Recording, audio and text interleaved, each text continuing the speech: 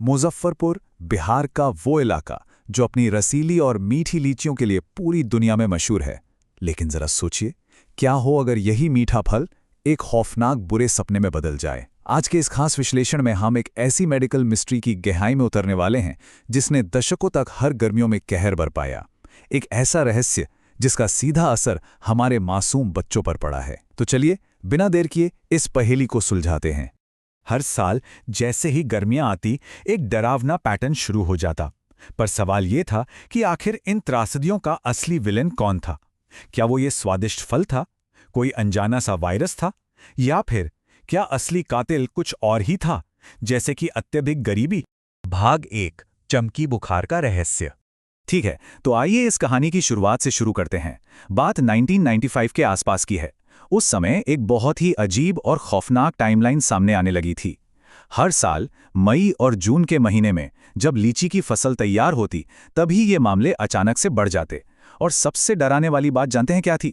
रात को बच्चे बिल्कुल ठीक ठाक, एकदम स्वस्थ होकर सोते थे, बीमारी का कोई नामो निशान नहीं होता था।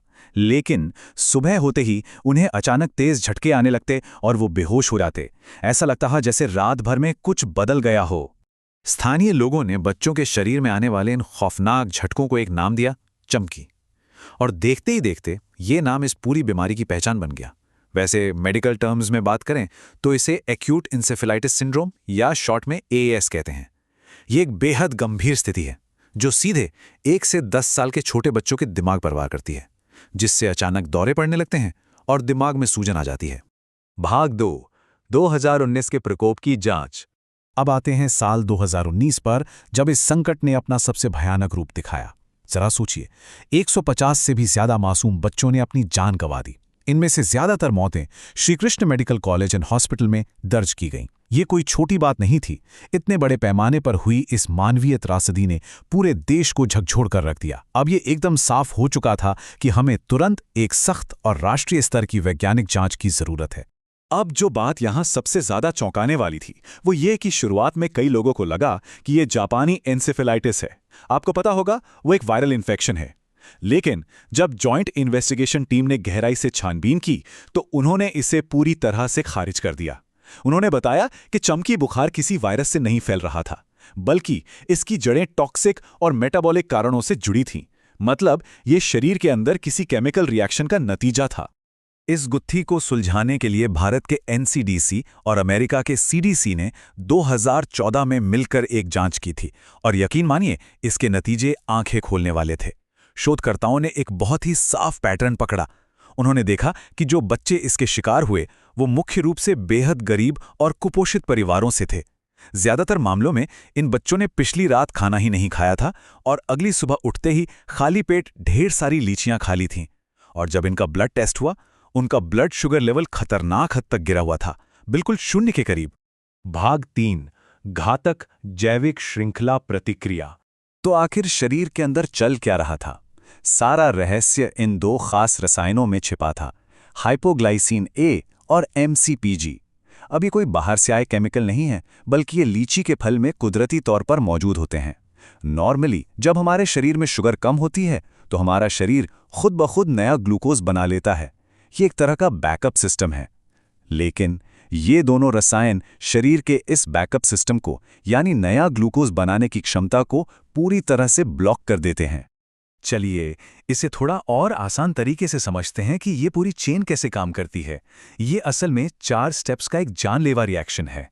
स्टेप 1, कुपोषण या किसी और वजह से बच्चा रात का खाना नहीं खाता, जिससे शरीर का ग्लूकोज रिजर्व पहले ही खत्म हो जाता है। स्टेप 2, अगली सुबह वो खाली पेट लीची खा लेता है।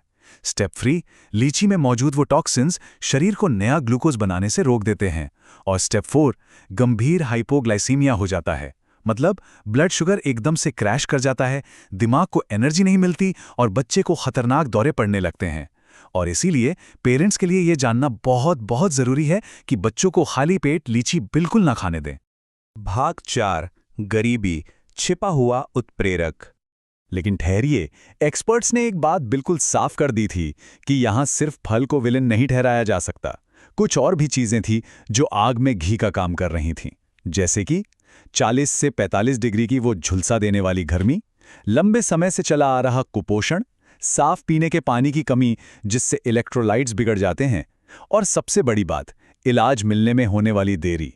ग्रामीण इलाकों से अस्पताल पहुंचने में लगने वाला वो समय अक्सर इन बच्चों के लिए जानलेवा साबित हो रहा था। और इसी से जुड़ा है सबसे अहम पॉइंट। रिपोर्ट्स में एक ऐसा सच सामने आया जिसने सबको चौंका दिया। जिन बच्चों ने जान गंवाई उनमें से कुछ ने तो कभी लीची खाई ही नहीं थी। जी हां, बिल्कुल सही सुना आपने। उनकी मौत लीची से नहीं बल्कि अत्यधिक गरीबी, भयानक कुपोषण और वक्त पर इलाज न मिल पाने की वजह से हुई थी। मतलब लीची ने तो बस उन बच्चों के लिए एक ट्रिगर का काम किया जो अंदर से पहले ही बेहद कमजोर हो चुके थे। भाग 5, रोकथाम और महत्वपूर्ण सबक। अब आप सोच रहे होंगे कि क्या इसका कोई इलाज नहीं था? हैरान करने वाली बात यह है कि इसका समाधान बहुत ही सीधा और आसान था।